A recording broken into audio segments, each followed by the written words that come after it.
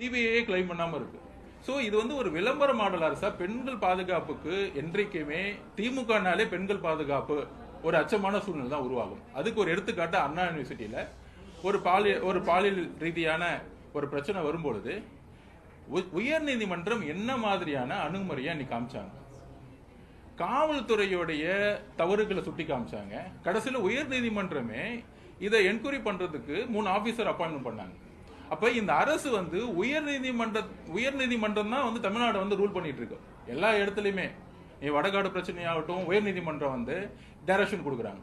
அண்ணா university பிரச்சனையா இருக்கட்டும் அது வரைக்கும் யாரும் வரல.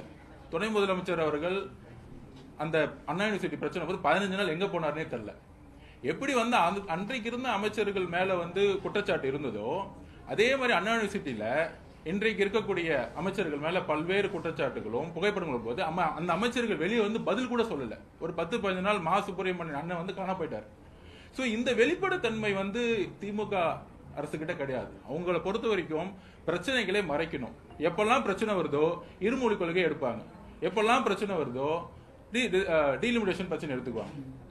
ஊழல் குற்றச்சாட்டுகள் வரும்பொழுது பிரச்சனையை டைவர்ட் பண்றதுக்காக நாங்கள் மட்டும்தான் பிஜேபி தாக்குகிறோம் அப்படிங்கிற மாதிரி கொண்டு வந்துருவாங்க. சோ இங்க இருக்க மாநில பிரச்சனைகளை வந்து மறைக்கிறதுக்காக இவர்கள் பழைய பிரச்சனைகள் அப்படியே கையில் எடுத்து டைவர்ட் பண்ணிட்டே இருக்காங்க. இப்ப கூட வடக்காடுல நேற்று அண்ணன் திருமாவளவன் பேசும்பொழுது அவர்கிட்ட ஒரே ஒரு கோரிக்கை தான். மாசம் 2-3 பிரச்சனை வருது, போராட்டம் பண்றாரு. போராட்டம் பண்ணி முடிச்ச உடனே காவல்துறையை வந்து அட்டாக் பண்ணுவாரு. ஆனா அந்த காவல்துறையை வந்து யாரு ஹேண்டில் பண்றா? யாரு காவல்துறைக்கான அமைச்சர்? அந்த அமைச்சரை போய் ஏன் முறையிட மாட்டேங்கிறீங்க? 3 நாள் போராட்டம் முடிச்ச உடனே திமுக அரசு சமூக நீதிக்கான அரசு அப்படின்னு டக்குன்னு மாத்தி பேசுறாரு.